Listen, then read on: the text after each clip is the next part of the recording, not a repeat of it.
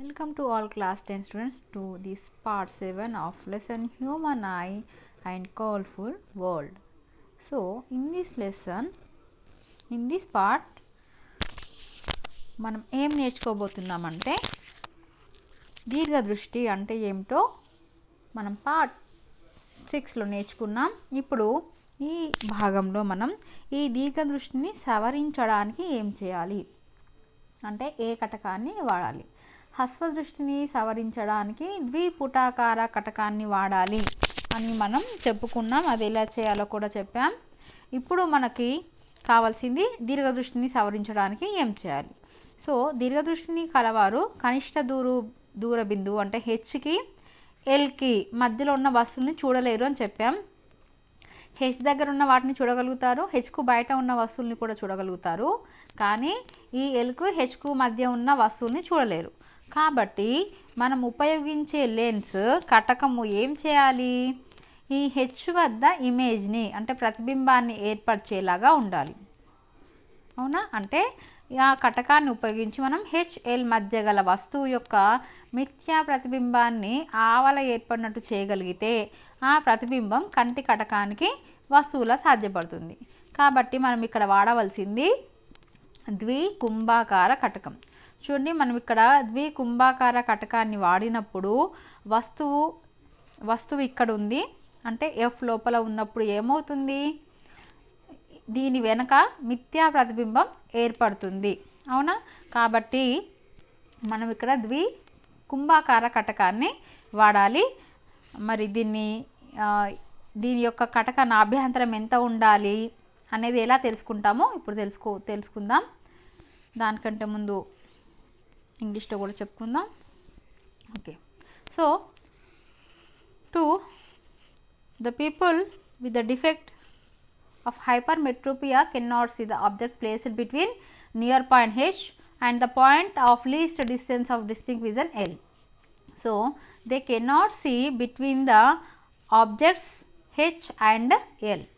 So we have to use a lens that can form clear image on the retina when any body placed beyond the near point. To correct the defect hypermetropia, we need to use a lens which forms an image on object beyond the near point. So what is near point? That is H.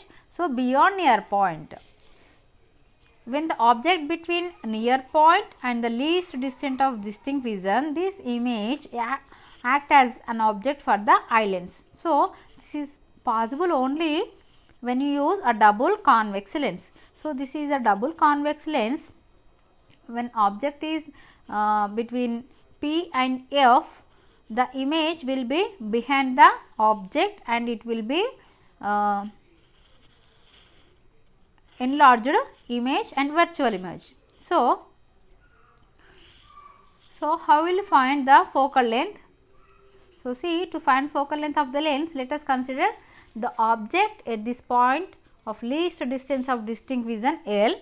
Then the defect of vision hypermetropy is corrected when the image of object at L is found at near point H by using biconvex lens.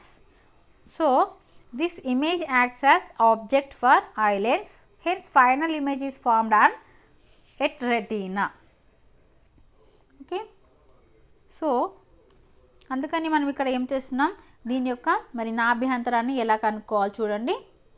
ముందుగా మనకి ఇది మన కన్ను, ఈ కన్ను ముందు మనం ద్వికుంభాకార కటకాన్ని ఈ విధంగా ఉంచాం. మనం చూడాల్సిన వస్తువు ఈ హెచ్కి ఎల్కి మధ్య ఉంది అనుకుందాం. అప్పుడు ఏమవుతుంది, ఈ హెచ్కి ఎల్కి మధ్య ఉన్న వస్తువు ఏమవుతుంది, ఈ వస్తువు యొక్క ప్రతిబింబము ఎక్కడ ఏర్పడుతుంది, ఈ కనిష్ట దూర బిందువు వద్ద ఏర్పరచడానికి కుంభాకార కటకాన్ని మనం ఉపయోగిస్తున్నాం. అవునా? కాబట్టి ఈ ప్రతిబింబము ఎక్కడైతే ఈ ప్రతిబింబం అంటే హెచ్కి బయట లేదా హెచ్ వద్ద ఏర్పడిందో ఇది మన కంటి కటకానికి వస్తువుగా పనిచేస్తుంది. సో ఇక్కడ నుంచి మనకి రేస్ వస్తున్నాయి. చూడండి, యాక్చువల్ వస్తువు మనకి ఇక్కడ ఉంది, కానీ ఇక్కడ ఉంచిన ద్వికుంభాకార కటకం వల్ల ఈ వస్తువు యొక్క ప్రతిబింబం ఇక్కడ ఏర్పడింది.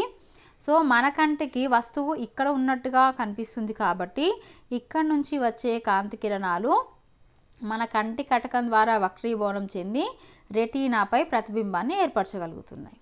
కాబట్టి ఈ సందర్భంలో మనం వస్తు దూరాన్ని యుని 25 సెంటీమీటర్స్గా తీసుకుంటున్నాం. ఎందుకు అంటే మనకు తెలుసు స్పష్ట దృష్టి కనీస దూరం 25 సెంటీమీటర్లు కాబట్టి, అంటే మనం వస్తువు ఇక్కడ ఉంది అని అనుకుంటున్నాం కాబట్టి ఇక్కడ యు ఏమవుతుంది 25 సెంటీమీటర్స్. మరి ప్రతిబింబ దూరం వి ఏమవుతుంది డి అంటే ఏంటి, ఈ కంటికి అంటే ఇక్కడ నుంచి ఈ కనిష్ట బిందువు అంటే హెచ్ మధ్య గల దూరం, అంటే ఇక్కడ నుంచి ఇక్కడ వరకు ఉన్న దూరం ఏమో మనకి వి అవుతుంది. స్పష్ట దృష్టి కనీస దూరం అంటే ఎల్ వరకు ఉన్న దూరం ఏమో యు అవుతుంది. సో యు 25 సెంటీమీటర్స్ అవుతుంది. వి మనం డి అని అనుకుంటున్నాం కాబట్టి ఇక్కడ యు డి రెండు కూడా మైనస్లోనే ఉంటాయి. సో ఇప్పుడు మనం ఎఫ్ కనుక్కోవాలి. మన కటక సూత్రం ప్రకారం 1/f = 1/v - 1/u. So 1/f = 1/-d minus 1/-25 minus into minus plus అవుతుంది. మనకి ఇక్కడ 1/f = 1/-d ప్లస్ 1/25.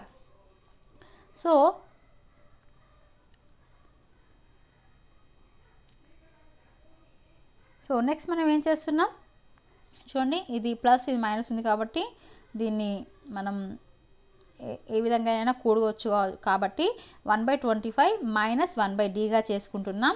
సో ఇప్పుడు మనం ఎల్సిఎం తీయాలి, అంటే 25కి డీకి. సో మనకి కింద హారంలో 25 into D 25 into D. So 25 ఉంది కాబట్టి డి ఇంటూ 1 డి, మైనస్కి మైనస్ వేసేసాం. ఇక్కడ డి చూస్తున్నారు కదా, హారంలో ఇక్కడ డి ఇక్కడ డి. So 25 into 1 25. సో మనకి చివరికి ఇది వచ్చింది d - 25/25d. సో మనకి ఇప్పుడు f కావాలి, ఇది 1/f. సో మనం ఏం చేస్తున్నాం, దీన్ని f/1గా అంటే హారాన్ని లవంగా మార్చినప్పుడు దీన్ని కూడా మనం మార్చాలి. అప్పుడు 25d లవంలోకి వెళ్ళింది, d - 25 హారంలోకి వచ్చింది. So f = 25d/d - 25. సో మనకి ఎవరైనా దీర్ఘదృష్టితో బాధపడుతున్నప్పుడు వాళ్ళకి ఎంత నాభ్యంతరం ఉన్న కటకం ఇవ్వాలి అంటే మనం ఇక్కడ ఈ డీని దృష్టిలో పెట్టుకోవాలి. ఇక్కడ డి ఏంటి, వాళ్ళకి కనిపించే ఎంత దగ్గరగా కనిపిస్తుందో 4 పాయింట్ కనిష్ట బిందువు అని చెప్పుకున్నాం కదా హెచ్, ఆ హెచ్ఏ మనకి ఇక్కడ డి అవుతుంది. సో ఈ డి దగ్గర ఆ దూరాన్ని ప్రతిక్షేపిస్తే మనకి వాళ్ళకి ఎంత నాభ్యంతరం గల కటకాన్ని ఇవ్వాలి అనేది తెలుస్తుంది. సో ఇక్కడ మనకి కానీ ఈ డి ఆల్వేస్ గ్రేటర్ దాన్ 25 మనకి తెలుసు. సో ఎఫ్ విలువ ఎప్పుడు కూడా ఏమవుతుంది, ధనాత్మకం అవుతుంది, అంటే ప్లస్ గుర్తు వస్తుంది మనకి. అంటే ప్లస్ గుర్తు అంటే ఇక్కడ అర్థం ఏంటి, ద్వికుంభాకార కటకము అని అర్థం. మైనస్ అంటే మనం చెప్పుకున్నాం ద్విపుటాకార కటకం అని అర్థం. ఇక్కడ ప్లస్ కాబట్టి ఇది కుంభాకార కటకాన్ని సూచిస్తుంది. కాబట్టి మీరు ఈ సూత్రంతో దీర్ఘదృష్టి గల వారికి ఎంత నాభ్యంతరం గల కటకాన్ని ఇవ్వాలి అనేది తెలుసుకోవచ్చు.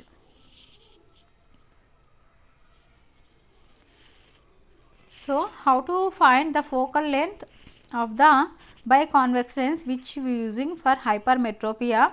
So see, this is our eye and we place the convex lens here. So this is least distant distinct vision point L and this is near point H. So here object is on the L. So object distance U is equal to nothing but the least distant of distinct vision, that is 25 centimeters. So U is equal to 25 centimeters and this will be minus as per sign convention. And image, where will be image formed, on H. So from the eye to H, this distance is image distance. So we take that as D. So this is minus D. Okay, next we will substitute this in the lens formula. 1/f is equal to 1/v minus 1/u. So 1/f is equal to 1/-d because v is equal to -d minus 1 by minus 25 because u is equal to minus 25. So, minus into minus plus in next step, this minus into minus plus in next step, and after that we have to take the LCM. So, see how to take, this is d into 25. So, d is there. So, 25 minus 25 and 25 d plus d into 1 is d. So, this will come. Okay. So, this as we can write that d minus 25 by 25 d, but we want f not 1 by f. So, we have to change the numerator into denominator and denominator into numerator. So, this will be f by 1 means f only. So, this also we have to change numerator into denominator and denominator into numerator. So, 25d by d minus 25. Okay. So, this is the formula we have to use for to find out the focal length to use for hypermetropia people. So, we know that this d always greater than 25 because this is the far point near point distance. Okay. So, this f become positive. This means positive means this is a biconvex lens to use to correct the defect of hypermetropia. Okay. So, here an example is here how to calculate the focal length. A person can see only objects placed beyond 33.3. So, this is the point h, this means point h, this means this is the image distance v also. Okay. So, from the eye clearly name the type of defect in vision the person is suffering from what should be the focal length of the lens that must be used to correct the defect in vision. So, see, this person cannot see object placed at a distance less than 33.3, means he must be suffering from hypermetropia. Biconvex lens can be used to correct this defect vision. So, to find out focal length we have to use this formula f is equal to 25d by d minus 25. Here d is what? That is 33.33. Sorry, 33.33. Okay. So, 25 into 33.33 by 33.33 minus 25. Okay. So, here f is plus 100 centimeters. So, positive sign indicates biconvex lens and focal length of that biconvex lens is 100 centimeters. We have to give to that person to correct the hypermetropia. Okay. So, ఇది చేసి try చేసి చూడండి ఎలా వస్తుంది 100 అనేది. రాకపోతే మీరు comment బాక్స్లో తెలియచేయండి. నేను నెక్స్ట్ వీడియోలో ఇది ఎలా సాల్వ్ చేయాలో నేను చెప్తాను. ఓకే.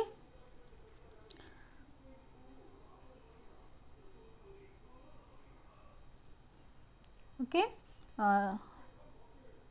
సో మనకి ఇక్కడ ఒక ఎగ్జాంపుల్ ఒక ఉదాహరణ ఇచ్చారు. ఒక అతను 33.33 సెంటీమీటర్ల లోపల ఉన్న వస్తువుల్ని చూడలేడు. లోపల ఉన్న వస్తువుని చూడలేడు అంటే దగ్గరగా ఉన్న వస్తువుల్ని చూడలేడు. కాబట్టి ఇతను దీర్ఘదృష్టితో బాధపడుతున్నాడు అని అర్థం. దీర్ఘదృష్టి కాబట్టి ద్వికుంభాకార కటకాన్ని ఉపయోగించాలని మనకు తెలిసింది. మరి దీని యొక్క నాభ్యంతరం ఎంత అనేది మనం చూసుకుంటే ఇక్కడ ఎఫ్ని కనుక్కోవడానికి మనకి సూత్రం F is equal to 25d by okay ఇక్కడ రాంగ్గా పడింది మనం కరెక్ట్ చేసుకుందాం. ఇక్కడ ఏంటి 25d F is equal to 25d by d minus 25 ఇది మన సూత్రం. సో ఈ సూత్రంలో మనం ప్రతిక్షేపిస్తే 25 d ఎంత మనకి 33.33 బై 33.33 మైనస్ 25. ఓకే. సో దీన్ని మీరు సాల్వ్ చేయడానికి ట్రై చేయండి. అంటే ముందు మీరు ఏం చేయాలి, ఈ 33.33 నుంచి 25 తీసేయాలి. తర్వాత వీటన్నిటిని ఇంటూ మల్టిప్లికేషన్ గుణకారం చేయాలి. ఆ తర్వాత భాగించాలి. అప్పుడు మీకు ఆన్సర్ వస్తుందా రాదా ట్రై చేయండి. మీకు రాకపోతే కనుక కామెంట్ బాక్స్లో మీరు కామెంట్ రాయండి. నేను నెక్స్ట్ వీడియోలో ఇది ఎలా సాల్వ్ చేయాలో చెప్తాను. ఓకే, సో ఇక్కడ మరి ప్లస్ అనేది ఏంటి? ఇక్కడ ప్లస్ అంటే ఇది ద్వికుంభాకార కటకము అని అర్థం అన్నమాట. ఓకే, ఇది మన లెసన్. సో ఇప్పుడు మనం క్వశ్చన్స్ చూద్దాం. ఒకటో ప్రశ్న, దీర్ఘదృష్టి సవరణకు వాడే కటకం వలన వస్తువు ప్రతిబింబం ఎక్కడ ఏర్పడుతుంది? దీర్ఘదృష్టి దోషాన్ని సవరించడానికి వాడే కటకానికి ఉండాల్సిన లక్షణాలు ఏవి? ఓకే, ఈ రెండు ప్రశ్నలకి మనం ఒకేసారి ఆన్సర్ రాసేద్దాం. ఎలా అంటే మనకి ఎక్కడ ఏర్పడుతుంది అన్నాడు. ఎక్కడ ఏర్పడుతుందని చెప్పుకున్నాం, హెచ్ వద్ద ఏర్పడుతుంది. కాబట్టి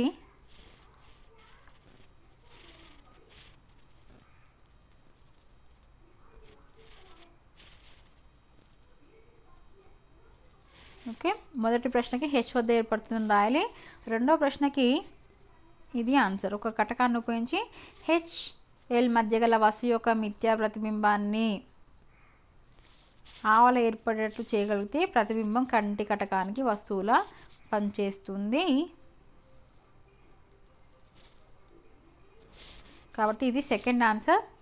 అండ్ ఫస్ట్ ఆన్సర్ ఏంటి? హెచ్ వద్ద ఏర్పడుతుంది. మనకి ఎక్కడ ఏర్పడుతుంది? ప్రతిబింబం హెచ్ వద్ద ఏర్పడుతుంది, లేదా హెచ్కు ఆవల ఏర్పడుతుంది. కాబట్టి ఇక్కడ ప్రతిబింబం హెచ్ వద్ద అనేది కరెక్ట్. సో హెచ్ వద్ద ఏర్పడుతుంది. ఓకే, హెచ్ అంటే ఏంటి మనం ఆల్రెడీ చెప్పుకున్నాం. ఓకే, నెక్స్ట్, దీర్ఘదృష్టి దోషాన్ని సవరించడానికి పటం కిరణ చిత్రం ద్వారా సూచించండి.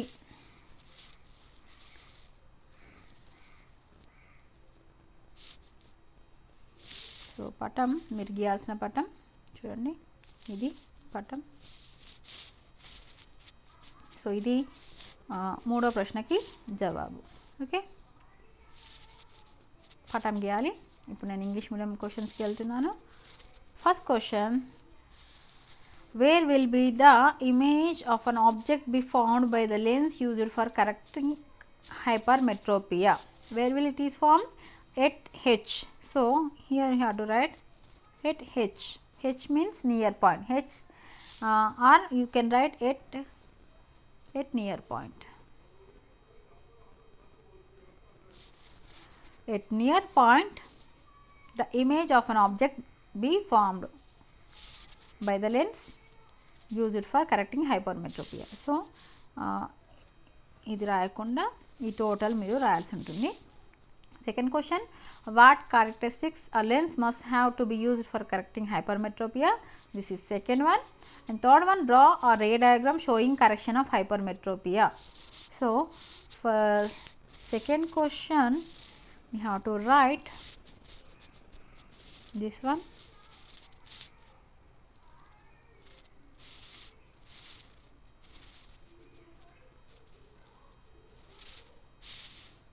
Yes, to correct.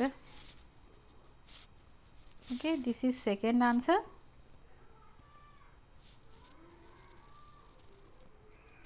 Okay, pause the video and right, అంటే వీడియోని ఆపి రాసుకోండి లేదా స్క్రీన్ షాట్ తీసుకోండి. And third question answer, third question you have to draw the ray diagram. So this is the diagram, third one. Okay, next one, నాలుగో ప్రశ్న, దీర్ఘదృష్టిని సవరించడానికి వాడాల్సిన కటకం అభ్యంతరం ఎంత ఉండాలి అనేది ఎలా నిర్ణయిస్తారు? గణితపరంగా తెలపండి.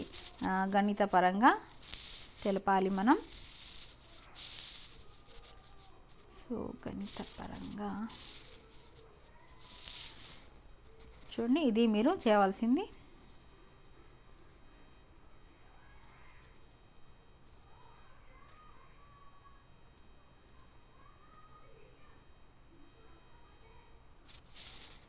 సో చూడండి, మీరు ఈ గణితపరంగా మనం ఏదైతే చెప్పుకున్నామంటే u = 25, v = d, ఇది మనం గణితపరంగా తెలిపేది. సో ఇది నాలుగో ప్రశ్నకి జవాబు అవుతుంది. Okay, English medium fourth one, How can you decide the focal length of the lens to be used to correct hypermetropia? Deduce mathematically. So mathematically, here this is, so this one, so from here, okay, this is fourth answer. Okay, fifth one. Okay, బహుళ ఐచ్ఛిక ప్రశ్నలు వచ్చాయి. Fifth నుంచి 5, 6, 7, 8. So దీర్ఘదృష్టిని సవరించడానికి వాడాల్సిన కటకం. ఏం కటకము? కుంభాకార, ద్వికుంభాకార కటకము. ఇక్కడ ద్వి అని రాసుకోండి మీరు, ఇక్కడ ద్వికుంభాకార కటకం ఉండాలి. ఓకే, సో ఏ అనేది ఆన్సర్. 6వది ఈ కింది వాటిలో సరైనది. ఏది సరైనది? 25D by 25 minus D. ఇది కరెక్టా? 25 minus D ఇది కరెక్టా? 25D, D minus 25 ఇది కరెక్టా? సో మనం ఇందాకే చెప్పుకున్నాం, ఇది ఏంటి? 25D by D minus 25. So C అనేది కరెక్ట్ వన్. ఇది బాగా గుర్తుపెట్టుకోండి. అంటే దీర్ఘదృష్టికి కావాల్సిన నాభ్యంతరాన్ని కనుక్కోవడానికి ఇది సూత్రం. తర్వాత ప్రశ్న, దీర్ఘదృష్టితో బాధపడుతున్న వ్యక్తి దానిని సవరించడానికి అమర్చిన కటకం యొక్క నాభ్యంతరం ప్లస్ 100 సెంటీమీటర్స్ అయిన ప్లస్ అనేది దేన్ని సూచిస్తుంది? ద్వికుంభాకార కటకాన్ని, అంటే బి అనేది కరెక్ట్ వన్. ఓకే, ఇంకా చివరిది కింది వన్లో సరైనది. ఏది సరైందో మనం చదువుదాం. దీర్ఘదృష్టి సవరణకు వాడేది కుంభాకార కటకం నిజ ప్రతిబింబాన్ని ఏర్పరుస్తుంది. ఇది నిజ ప్రతిబింబాన్ని ఏర్పరచదు, కాబట్టి ఇది సరైంది కాదు.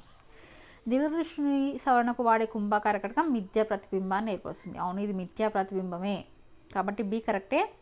దీర్ఘదృష్టి సవరణకు వాడేది కుంభాకార కటకం ఏర్పరిచే ప్రతిబింబం కటకానికి రెండో వైపు నుండి పరిశీలిస్తే వస్తువు వెనక ఏర్పడుతుంది. అవును కదా, వస్తువు వెనకనే ఏర్పడుతుంది, కాబట్టి ఇక్కడ BC రెండు కరెక్ట్, కాబట్టి D అనేది మీ ఆన్సర్ అవుతుంది 8వ దానికి.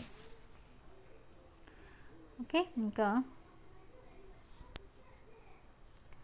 Okay, multiple choices for English medium. See, fifth one, the lens used to correct hypermetropia. Which lens you are using? Yes, you are using biconvex. So biconvex A is your answer. Next, keeping in view hypermetropia, choose the correct answer from the following. So we have to 25D by D minus 25, 25D by D minus 25. So here A is correct one. So see this one, 25D by D minus 25, this one A is correct one. And 7th one, what is 7th one? A person suffering from hypermetropia use a lens whose focal length is plus 100 meters. So plus sign indicates biconvex lens. So biconvex, yes, B is your answer. Last one, biconvex lens used for correcting hypermetropia forms real image? No, it is not forming real image, it forms virtual image. So B forms virtual image, it is correct. And C forms image behind the object when see from the other side of the lens. Yes, it forms the behind the object. So B and C, these two are correct. So D is your correct answer. Okay, all of you subscribe the channel first.